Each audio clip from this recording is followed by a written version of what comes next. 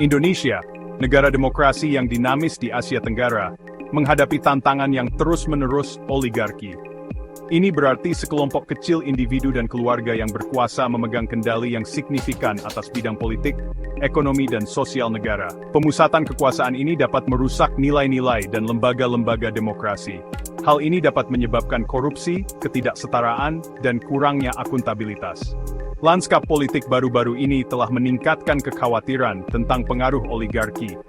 Kritikus berpendapat bahwa perubahan undang-undang pemilu dan munculnya dinasti politik mengancam untuk semakin mengkonsolidasikan kekuasaan di tangan segelintir orang. Situasi ini telah memicu perdebatan tentang masa depan demokrasi di Indonesia. Pada bulan Agustus 2024, Mahkamah Konstitusi Indonesia mengeluarkan keputusan yang secara signifikan mengubah aturan pencalonan pemilihan daerah.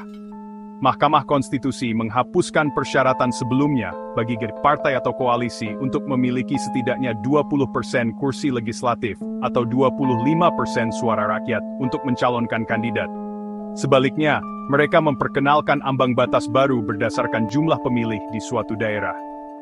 Keputusan ini bertujuan untuk menciptakan persaingan yang lebih adil bagi partai-partai kecil dan mengurangi dominasi para pemain politik utama.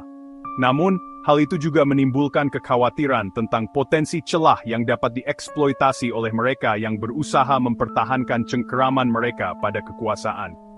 Waktu dikeluarkannya putusan, hanya beberapa bulan sebelum pemilihan daerah yang krusial, memicu kecurigaan tentang niat sebenarnya. Keputusan Mahkamah Konstitusi memicu reaksi keras di seluruh Indonesia. Ribuan warga turun ke jalan, khususnya di ibu kota Jakarta, untuk menyuarakan kemarahan dan frustrasi mereka. Mereka menuduh pemerintah memanipulasi sistem pemilu untuk keuntungan mereka dan merusak prinsip-prinsip demokrasi. Protes tersebut, yang sebagian besar digerakkan oleh kelompok mahasiswa dan organisasi masyarakat sipil, mewakili ketidakpuasan yang semakin besar terhadap persepsi pemusatan kekuasaan dan pengaruh. Para demonstran menuntut transparansi, akuntabilitas, dan komitmen untuk menjunjung tinggi nilai-nilai demokrasi. Peristiwa bulan Agustus 2024 menjadi pengingat nyata akan rapuhnya demokrasi dan kebutuhan terus-menerus akan kewaspadaan dan keterlibatan warga negara.